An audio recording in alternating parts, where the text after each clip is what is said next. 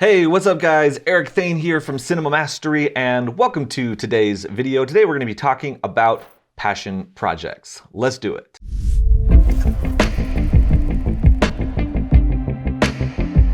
All right, so today I'm going to be talking about my top 3 passion project mistakes that beginner filmmakers make. Now, passion projects are a really important part of growing your business and growing your art and building your presence as a filmmaker. So let's talk a little bit about passion projects today and why they're important and how not to make these mistakes so that you can get your passion project done right. Now, when you shoot a passion project, obviously the goal with a passion project is for you to create something that is self-funded. So this is not you're being hired by a client. This is self-funded. You are putting all of your own resources into a project for your portfolio for a specific company in order to create a piece of work for your portfolio that really showcases what you're capable of. See, the problem with most filmmakers is their portfolios are full of work from past clients, and usually those past clients probably had lower budgets than the type of work that you want to get. They also, since you were working with a client, there's just always kind of this give and take working with clients where they have concepts and ideas that they want to put into it, and you have to kind of work with them on that as well. And so a lot of times the work that you put in your portfolio often ends up being stuff that's not quite up to par with like your very best work. And even if it's your best work that you've ever done for a client, that's totally fine. But what I found working with so many filmmakers is that there's actually more that you're capable of doing. And if you had the right environment, the right budget, the right everything without restrictions, you as a creator could actually create something that is way better and way more awesome. And the passion project gives you the opportunity to do that. And so that's why we use passion projects, because it gives you an opportunity to put something in your portfolio and to showcase to the world what you're really made of as a filmmaker. And it also gives you opportunities to start attracting big brands to you, start getting bigger, higher paying clients, building your brand, building your presence as a filmmaker, and all these really good things that happen because of it. So last week with our 6-figure filmmakers, we had a passion project film festival, which was super awesome. So everybody in the program shot a passion project. They all went all in. They made them amazing. We kind of guided them through the process. I was helping them, giving them feedback. They were helping with the editing and everything like that. We got them all looking really good and they just all turned out amazing. And so what we did is we put together a little film festival for our 6-figure filmmakers, and we got to watch all of them, and we sent out awards to everybody that got them done. And then we also, everybody got critiques and feedback so that they knew like what they could work on to make the next one even better. And so we were going through these passion projects and looking at them. And what I wanted to do today is actually take a few of the top things that I noticed and that I generally notice from people's passion projects are the biggest things that make them not as good as they could be if you did these things. So these are going to be the top 3 mistakes that I see people making when they're doing a passion project. Now, before I get into number 1, if you are a filmmaker who wants to shoot a passion project and build your brand and build your presence online and get noticed and start getting high paying clients for your work, and you would like help doing that, I would recommend checking out the link down below for the Cinematic Shift Challenge. There's actually a free training down there that you should definitely watch, about an hour long, where I talk about what the cinematic shift is, how you can shift your brand and your identity, your passion project, your work, your clients, everything about your business as a filmmaker. And so definitely watch that training. And then if it's something you're interested in, it's not too late to get signed up for the next Cinematic Shift Challenge, where we're going to be actually going through and hands-on helping you do all of that. So it is a very limited opportunity. We have 11 spots in the program. As of recording this video, there's only a few of them taken so far, so there is availability. That being said, this video isn't going live for a few days from when I'm actually shooting it. So it is possible that they will all be taken by then. If that's the case, then enjoy the free training and then whatever after that. If you go to the page and there's still, a link to book a call with us and to get on with the challenge, then click on it. That means that there's spots available so you can check it out. All right, so mistake number 1 that I see people making when they're doing passion projects is skipping pre-production. So pre-production is probably one of, if not the most important part of shooting, well, any project, but especially a passion project. The reason why is that with passion projects, the goal is to create something that is high production value, but that requires a low budget. See, the idea is that you're self-funding this. You don't have a huge budget backing it. You don't have a big client helping you out. You are self-funding this. And so the key with passion projects to make them really good is resourcefulness, right? You've got to be resourceful. You got to be able to work with what you have available to you and still make something that looks legit, that looks like a high-end commercial production. Because ultimately, if it doesn't look like a commercial production, if it doesn't look like something that somebody would hire you for, then it's not going to be effective in actually convincing people to want to work with you. So getting that high production value with a low budget is really, really important. And the way that you do that is with pre-production. Okay, so this always reminds me of, I don't know if you guys have seen that scene from Super 8 where the kids are shooting the scene at the train station, and they're shooting their video on Super 8 and they're making a movie, and then the train starts coming down the tracks towards the train station, and the kid comes up to the camera and he yells, "Production value!"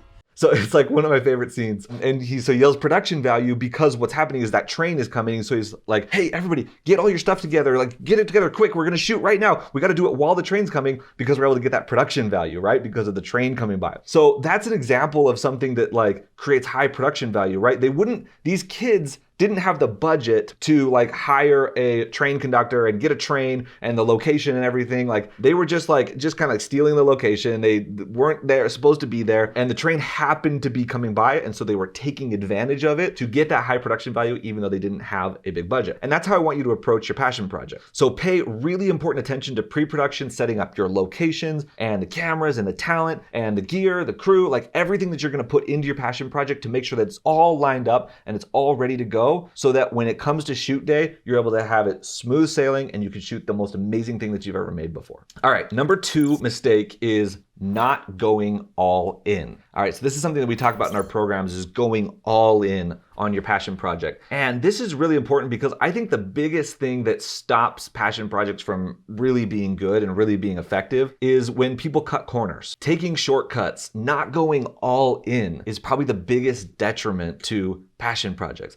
And I get it. A lot of people end up doing that because they don't have a budget, they don't have crew, they don't have the gear, they don't know what to do, they don't know how to shoot this passion project with such a low budget. And so they end up kind of taking little shortcuts or trying to do things cheaper or trying to do things at a lower quality and try to make them get by. But the problem is, for a passion project to be effective at what it's meant to do, as in establishing you as a credible filmmaker, as an amazing talent, as a person who can take a big budget job and who can do a really good job with it, the thing is the passion project has to be 100% or it doesn't work. Like even going 80% of the way there misses the mark. So the goal is, even though you're not trying to like fool anybody in a passion project to think that so-and-so brand, Nike or Coca-Cola or whatever, actually hired you to do this, you're going to tell people it's a passion project. But the goal with the passion project is really to convince people to believe that that really could be a legitimate commercial project. And so if somebody looks at your project and they go, well, there's just a little bit of amateurness to it, or there's just a little bit of a hint of not being professional, well, then it's not professional, right? Then it doesn't feel real. And so my philosophy with passion projects is that it's 100% or it's nothing, right? If you want it to be effective, go 100%, because 90%,